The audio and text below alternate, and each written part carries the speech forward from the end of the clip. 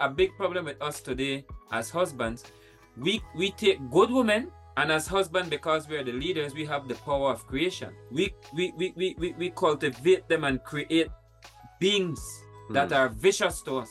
And we don't understand that we created it.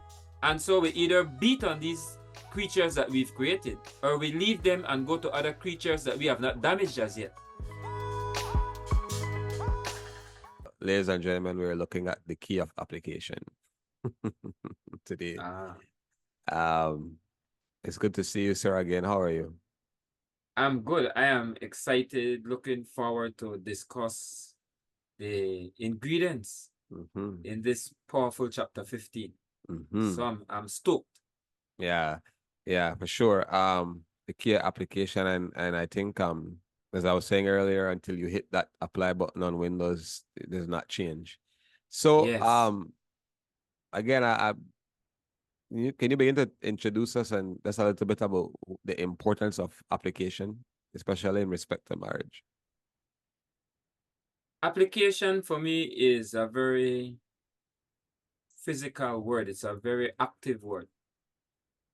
We have three things that the manufacturer speaks about constantly. He speaks about knowing or knowledge, knowing something. That is very important. He encourages you, get knowledge. Then we have understanding, and he says, with everything you're getting, make sure you get these two. Get knowledge, get understanding. These are great. But these all serve the purpose of wisdom. And wisdom becomes real when you take understanding and you take knowledge and you apply it. And you use it to accomplish your purposes, what you want to get done. And so application is the ability to apply what you have learned, what you have understood. And then it is wisdom. I always say, if you have a smoking doctor, then he is not applying wisdom. You know, when you have a doctor that's suffering from sicknesses that he would help treat other people from. Wow. Then there might be something very wrong with him applying what he's learned. And not applying is not having wisdom. Yeah, it's almost like a level of hypocrisy, isn't it? To an extent, yes. To an extent. Yes. To an extent. Or you Go can ahead. even call it a level of foolishness. Yeah. Yeah. Be like, hey, stay away from the fried chicken. It's gonna take a cholesterol up, but the doctor's cholesterol is. Yeah, exactly. Exactly. Yeah. So I mean, I think very, very practical points in this entire chapter. And when it came to the whole issue of like argument, or maybe the wife is expressing, vocalizing a issue or a complaint, you are encouraging you are encouraging the men, the husbands, to dig or to drill. And I could see where the chapters on womanese needs to be applied here. But what's your advice to a husband who actually is trying to dig, trying to find out why she's saying what she's saying, and really trying to be diligent about it, but he hits a rock, you know? When I was growing up, a couple times I had small jobs around the neighborhood to dig a foundation for like somebody for a storeroom or whatever. And while digging, he just hit a rock. What's your advice when he's digging in his wife's heart, but he meets a rock, maybe something that gets in the way, like almost a roadblock? What's your advice, there's? It is very easy to deal with that question, because the only person that can get in the way is the man himself. The man can be the rock. He is the only rock that will get in the way.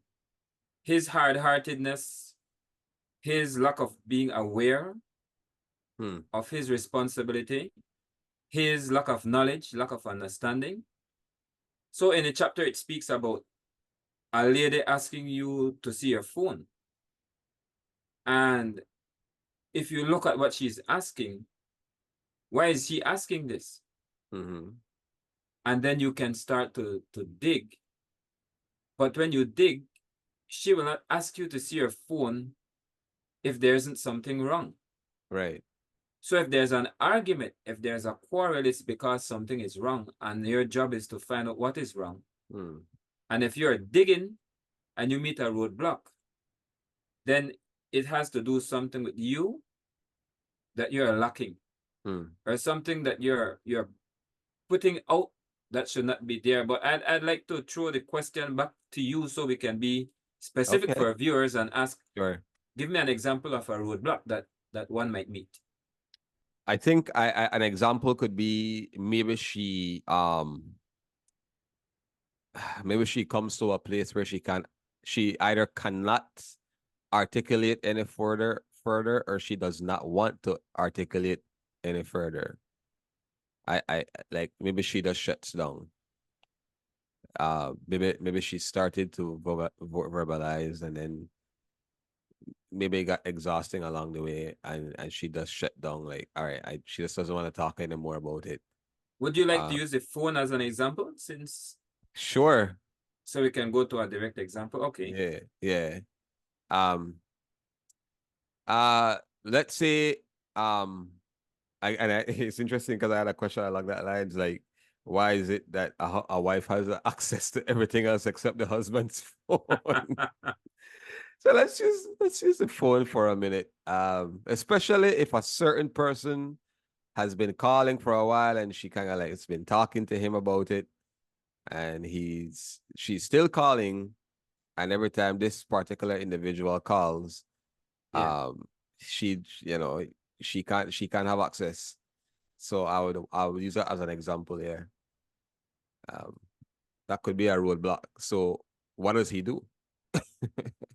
I'm happy we can use that. So let's see if we can cut into these two questions at once. Yeah, I think we can. Why they have access to everything but the phone? But the phone.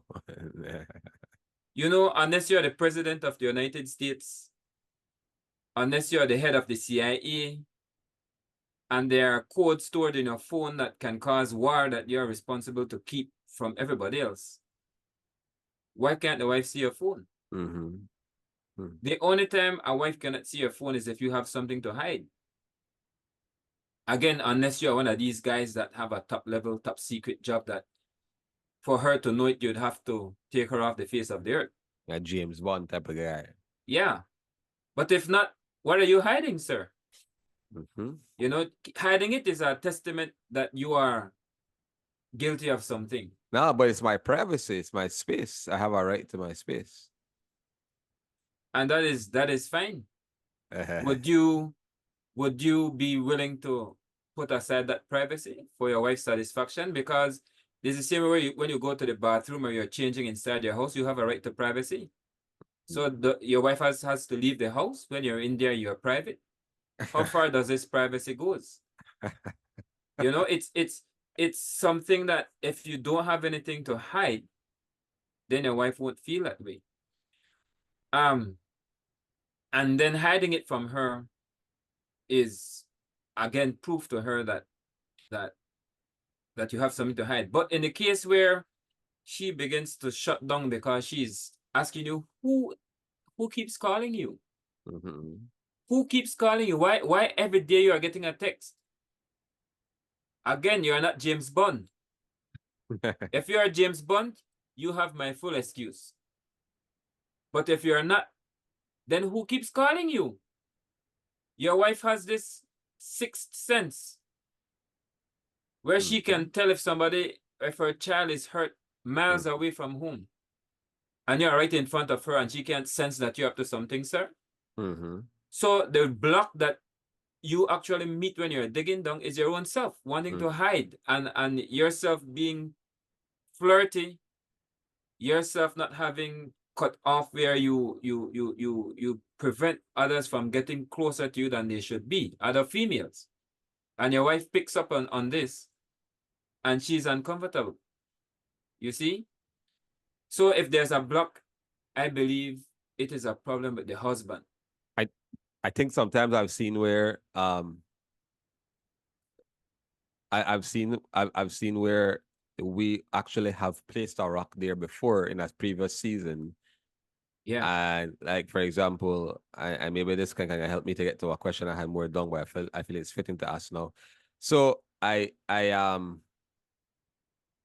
see a couple where like she wants to express herself, Yeah. but some not everybody. So people have to grow into that comfort zone, and they have to grow into that discipline. I want to say of really expressing themselves. And every time she starts, the guy does either a certain type of body posture or a tone, and she shuts down, Yeah. right? And I think that's one practical way of that, like the rock, because your previous responses in times past, whether it was a condescending response, whether it was like a derogative response, you placed a rock. You Yeah. even know you placed a rock. But to my question,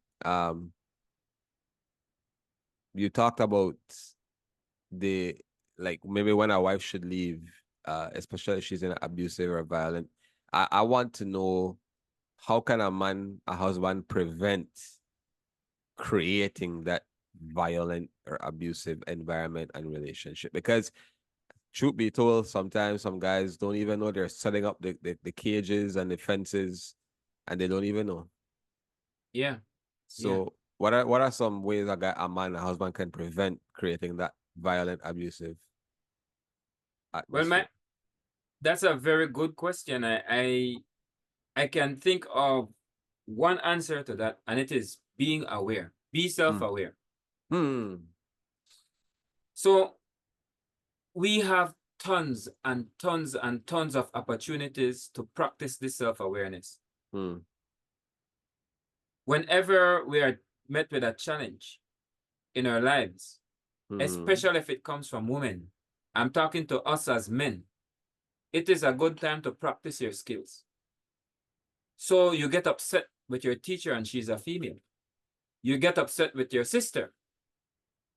You get upset with your principal. It doesn't matter who. How do you respond? What's your practice? Do you practice to break up things, to throw things, Hmm. to curse out everybody, to punch the person down? What are you practicing? You're developing a habit that whenever Hmm. something press that button, that Hmm. particular button, whenever that button is pressed by someone, that is going to be your reaction. And Hmm. so being self-aware means that you're aware, you're looking for these opportunities to look at how you respond when you're challenged, when you're tested, Hmm. when you feel unhappy, when you're upset, and you correct yourself and you practice to exercise self-control. Hmm. You see? Hmm. Second to that, you practice how to listen. Hmm. You hear what is coming in, and we're talking especially particular to your wife. Now, if you're already married, you're in the game. Or as we would say in the past, you're in the air flying. Then it's Yeah. time for you to read material like this, listen to subjects like this that we are Hmm. discussing, and begin to look into yourself. That is why it says dig down deep inside. Hmm. You don't go and ask your wife these questions. When there's an argument and she's upset, you dig into yourself and you ask yourself Hmm. these questions. Hmm. What did I do? What did I not do? What could I have done differently? Hmm. And looking at that helps you to begin to put together and craft a response that Yeah. will cause repair and not damage. Yeah. Because back to that phone example, based on what you're saying, like it's really, to me, it's kind of like, it's not kind of, it's immature if you have to be still sneaking your phone away from your wife. Oh I'm yeah. not, you know, but your immaturity in that area is leading to insecurity in her in many areas. And Yes. and so based on what you're saying, like, being self-aware, you realize when I do this, and it's a kind of a great practice in marriages to be accountable for your actions and your feelings, because it eliminates judgment, but then you're taking Yes. responsibility for what you've done. It's like, okay, when the wife says, when you do X, Y, and Z, I feel like this. That's just accountability. And Yep. so, yeah, no, profound stuff. Profound stuff.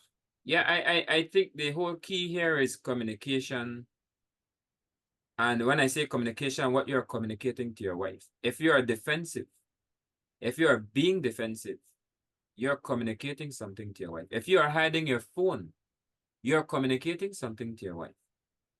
If you're always moving around shadily, you're communicating something to your wife. I remember one wife looked at me and said, I don't know what he's doing. Every time he pulls out his wallet, he turns his back to me. Mm. Like this guy was so insecure or had so much things to hide that when he took out his wallet, he turned his back to his wife. Why would you do that? What are you saying? What are you communicating? Let me tell you some things that you're communicating to your wife when you're being defensive. And these are the little things that you can be aware of so you don't go down that road or you don't practice that type of behavior. When you're being defensive, your wife comes to you with an argument. You begin to get defensive. You hide your phone, you walk away. Walk away, you answer roughly to her, you shut her down with a threatening tone. This is what you're saying to your wife. I don't care about how you actually feel. I neither value you, nor do I value your opinion. I will not change. I won't even try to change. These are the things that you are telling your wife when you become defensive. When you insist on hiding your phone from her, what is so big about a phone? If there's nothing on your phone to hide, why are you hiding your phone? As you said earlier, rightfully so, that all you're doing, you're creating more lack of trust, more question, more insecurity. It's funny how we only it's easy for a guy, a husband, to only value a wife when it's convenient for us, but we don't want to value her in her concerns, right? Yes, That's yes. what I hear you saying. Like, she's only valuable to us or holds value when it's to our convenience and benefit. That's right. But it's like she loses that place of value when she has a concern. Yeah.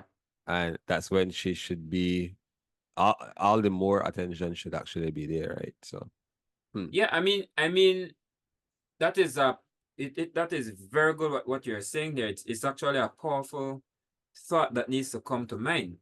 Because if a lady comes to you with a concern, don't be like politicians, where when they want to get your vote, and they beating down your front door. they're beating down your front door. All the dogs are barking. Yeah.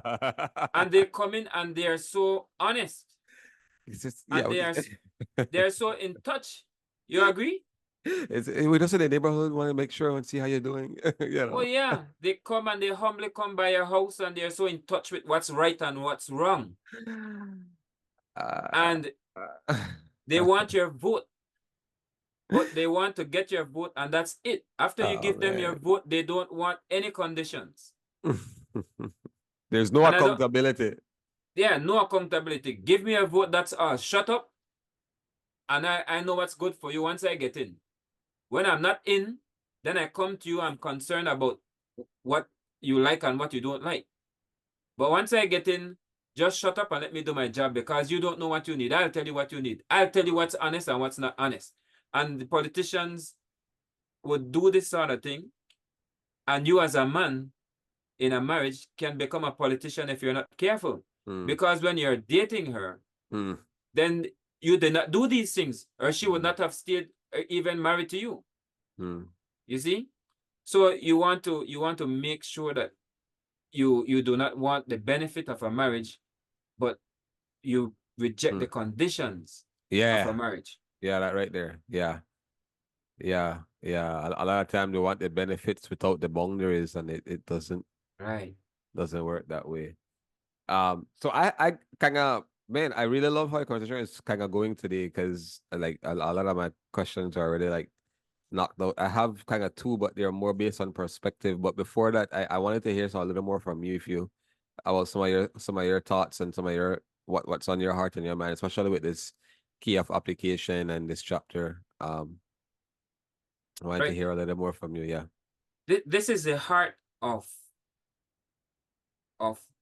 of the chapter with this application, is applying what you have learned. And there are many times where the opportunity is there, but because we do not have the knowledge and the understanding, we can't apply. So if you're interested in applying, if you're interested in the wisdom of applying, then I want to say this to you. When a woman comes to you with an argument, a complaint, when your wife becomes a nagging facet and you're digging down, I want to say to you, these are some of the ideas that's coming from her. This is how she feels. This is what womanese is saying to you. First thing, she feels neglected. That's one of the first possible things she can be saying to you. So if she's arguing with you, you have to ask yourself the question, is she feeling neglected? Ask yourself, don't ask her. Listen to what she's saying, but don't ask her that question. A lot of men make the mistake and say, so what's the problem? What are you complaining about? Don't ask that question. You have just stepped in the womb. She is saying she feels neglected. That's one of the possible things she's saying. 2, it's also possible that she's saying she does not feel courted. This was not how you were behaving during dating. She does not feel courted. 3, she does not feel prioritized. You might have all other things that's more important. And she could be saying, I don't feel prioritized. She could also be saying, I'm tired, because if she is working and she has to come home and do all the things that women are responsible for in the home. And I'm doing that in quotes so that you know that that is not what should happen today. If a woman takes on your course, then why should she be doing all the things that are traditionally done in the home? No, that's not how it works. You'll have a tired wife, a battered wife that will be easily annoyed and upset. So she might be saying that she's tired. You have to ask yourself these things, and I'll give you one more that she might be saying. She might be saying, I can see infidelity written all over you. I see flirtiness. You see? And so if she's unhappy, especially if she wants to see your phone, she's telling you, I don't trust you. And the only way she'll be interested in your phone in that way is if she feels you have an ex-woman. So asking for her phone is telling you that she doesn't trust you, is that she's jealous. And a jealous woman is jealous because you have given something else more priority than you have given her. Whether it's another lady, a job, a sport, you know, a hobby, it doesn't matter. And so that is what I would like to share. Yeah, no, I think that sets up great for another question that I had here. So again, I like what statement in the chapter about the way to win an argument is not to see it as an argument, which I was like, yeah, that's pretty dope. That's pretty cool. Yeah. How does a man get there though? How does he get to that place of, especially, you know, some women are soft spoken, but some are probably a little more loud or assertive in your complaining, and it could come off almost like you're wanting to demean the guy. How does he get to that place where he doesn't see it as an argument? I want you to remind me of that question because I want to answer something else that you said just now. Okay. That you didn't say, but you said, but you didn't say. All right. Say, answer that, then I'll remind you of the question. Yes. When your wife is annoyed and upset with you, whether she's soft-spoken or loud-spoken, it doesn't change what caused her to be upset. Yeah. So whether somebody is soft or loud, what caused them to be upset will cause them to be upset regardless. When somebody is soft-spoken and they compliment you, they might compliment you softly. When they are soft-spoken, when they are hard-spoken and loud, and they compliment you, they will compliment you loudly. Yeah. So whether your wife is complimenting you or not is the problem, not whether they're soft or loud. You see, someone that's loud and brazen will compliment you in front of others loud and brazenly. Right. That means they will give back to you whatever you're feeding them. So can you just remind me of that question, please? Yeah, no, that's that's good. No, my question was, you said that in the book, in the chapter, the way to win an argument, or the best way to win an argument is not to see it as an argument. I wanted to know, how does a guy get to that point? What does he do? What does he need to do to shift that perspective of not seeing it as an argument? Yeah, you're asking a very powerful question there, because it's a question that hinges on one's maturity. Okay. There are many men in relationships that shouldn't have a dog. And you might hear me say this over and over, and it might sound rough, but we have a lot of little boys in relationship. They are 34-year-old males with a 9-year-old developed brain. And I mean in terms of when it comes to relationships. Yes. A 4 or 5-year-old young man is selfish, only thinks about himself. A 4 or 5-year-old young man throw tantrums. And we have 40, 50-year-old men having the same behavior as children. So if you have anger problems, then you're immature. And the first thing is to do, if you somehow miraculously become self-aware, or you have to go in front of a judge, the first thing to do is to accept teaching and counsel that will teach you and help you to dig down deep inside and find out when you became this person. Right. Many times you will find that that young man had a father that abused him, beat him upside his head all over the place, or there's something in the past that you can go right back to that particular time when you became angry and upset, etc., etc. So the first thing is to become aware that something is wrong with you, and then to seek help. A second advice I would give is to find material like we're doing here that actually teach you how to be a good husband, because a big problem with us today as husbands, we take good women, and as husband, because we are the leaders, we have the power of creation. We cultivate them and create beings that are vicious to us. And we don't understand that we created it. And so we either beat on these creatures that we've created, or we leave them and go to other creatures that we have not damaged as yet. You see? And so it is because of not having this type of material and understanding and being taught how to be a good husband, we create monsters. And then now, when the monsters turn on us, we become defensive. We want to become the kind of man you just described in your question. Yeah. And so to avoid that, then we need to be trained and to get knowledge and understanding and then apply. Right. I guess my last question for today is, which I think this one here is a huge paradigm shift that's needed. I see more men taking on this paradigm, this perspective, but it needs to grow. We talked about servant leadership as a husband, that the aim is not for all the family to serve the man. Yeah. But rather the husband being a servant leader to his wife and family. So it's a servant leader versus being a leader that's served by all.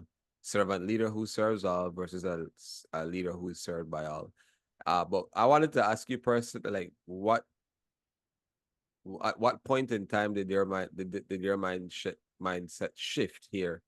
What were the things that like shifted your mindset for you to understand the importance of being a servant leader as a husband? Yeah, my mindset really shifted maybe for the last 5 to 6 years of marriage. Okay. And it was when I began to understand the manufacturer's instruction to us.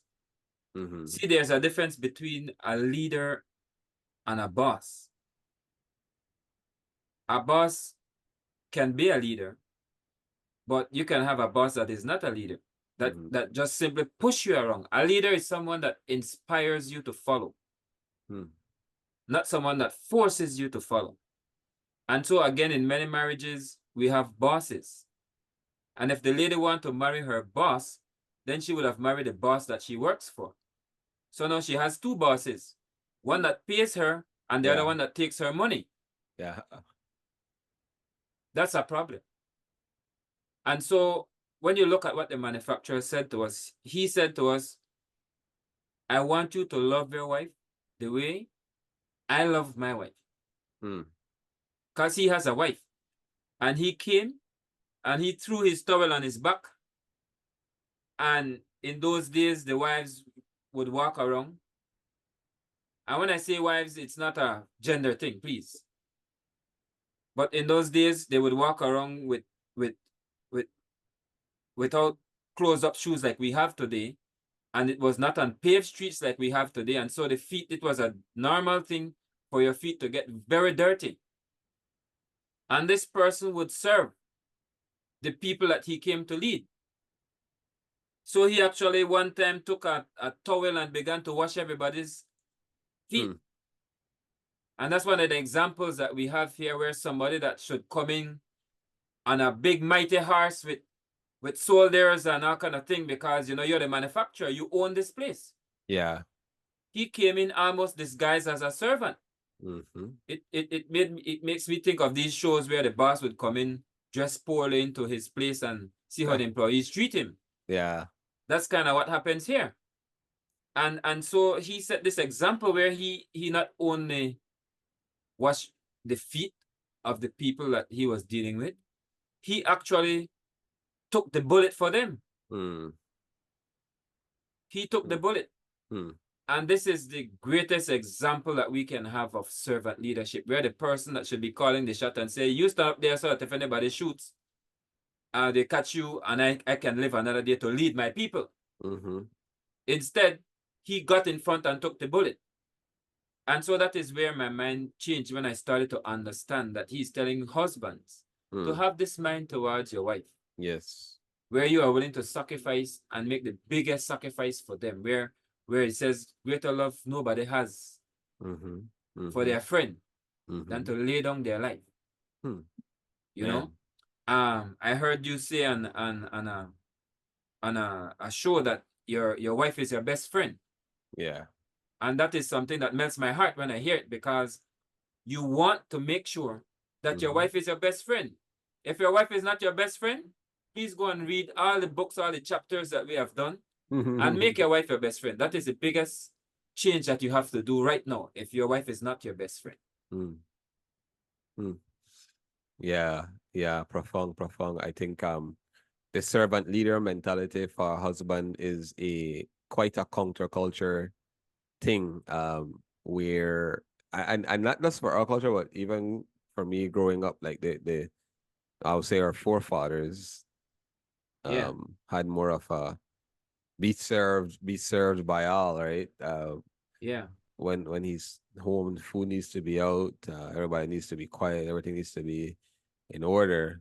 But the servant leader model that the manufacturer left for us, I think is quite groundbreaking, and actually tends to fruitfulness and flourishing in your home.